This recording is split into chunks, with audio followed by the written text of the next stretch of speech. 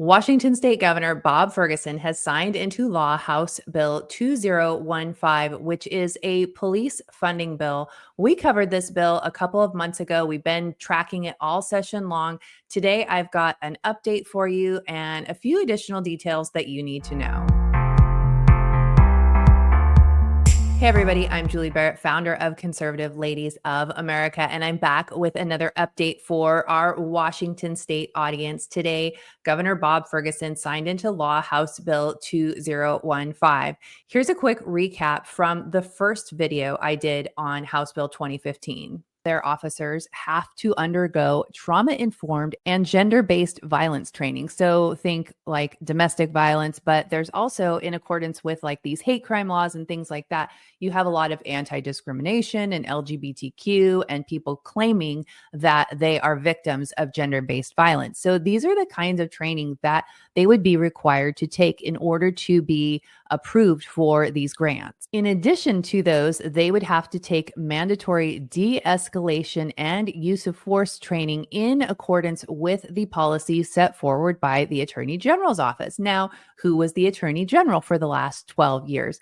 Oh, that's right, Governor Bob Ferguson. So all of these trainings would be in alignment with the policies that Bob Ferguson implemented through the Attorney General's office. The bill also requires anti-discrimination training and in alignment with the Keep Washington Working Act. Now, the Keep Washington Working Act is something that Bob Ferguson and Jay Inslee came up with during the first Trump administration, and Bob Ferguson has kind of brought it back to life in, I think it was January or February. And this is about basically protections for illegal immigrants. And so the officers would have to be trained along the guidelines of the Keep Washington Working Act so that they are handling illegal immigrants in accordance with Washington's policies set forward by the Ferguson administration. Now, most of these trainings that the officers would have to get, this gender-based violence training, the non-discrimination training, all of this is very heavy DEI training stuff. They're going to be pushing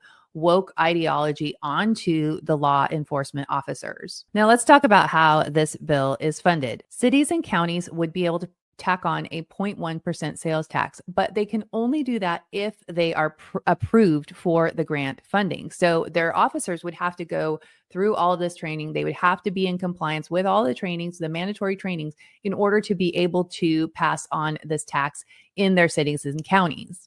When Governor Ferguson was signing the bill today, he made mention of how this was good bipartisan legislation. Everybody loves to use the word bipartisan.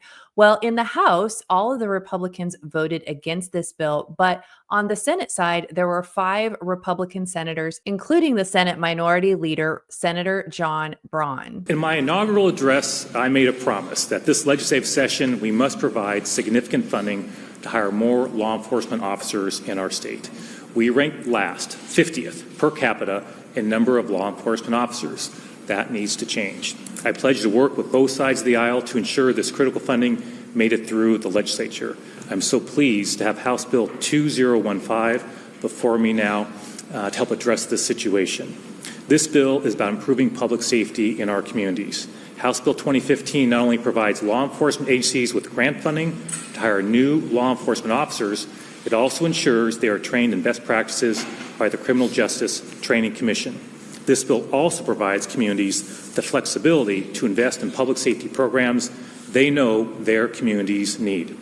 I'm also pleased that the $100 million to fund this grant program is in the final budget approved by the legislature. I so appreciate the bipartisan work done on this legislation. Now, all the woke agenda and trainings and everything aside, a couple of the representatives on the House side had some really important remarks when they were debating this bill on the House floor back in March that I think is really relevant for the citizens of Washington State. I believe that this bill is simply too broad of an effort to address what is in fact a fairly narrow problem, which is that we have too few law enforcement officers. I mentioned earlier about the crisis of morale within our ranks of law enforcement. It's real, Mr. Speaker, and it's partly caused by the fact that we have dwindling numbers of men and women willing to serve in uniform, to have a badge, and to have a gun. Now, there have been other bills that were introduced into this chamber which are designed to be specific answers to that specific problem. But what I heard earlier, that Mr. Speaker, is that this bill enables funds to be used for, among other things, upstream prevention programs and treatment programs. Well, to put a fine point on it, Mr. Speaker, when a police officer puts out a call for backup, he or she is not calling for upstream prevention programs to come to the assistance. He or she is not calling for a treatment provider to come to the assistance.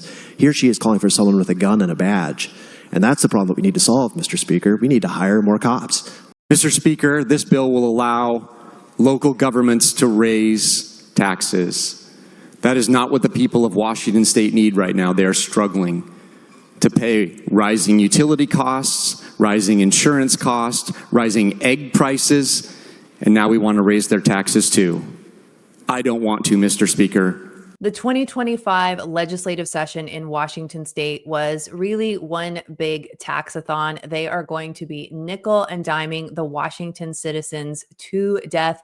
They're going to continue to see taxpayers leaving the state of Washington because, quite frankly, it's just become unaffordable, not to mention dangerous for a number of reasons. I think it's also interesting how the defund the police legislature in Washington, and I don't think Bob Ferguson has ever been a fan of the police either, are now putting out there this fund the police business. But as you can see by this video, it isn't a great means to attract high quality law enforcement officers to Washington State. Would love to hear what you guys think about this bill. How are you feeling, Washington, about all of these terrible bills that have been passed through the 2025 legislative session? Have you had it yet?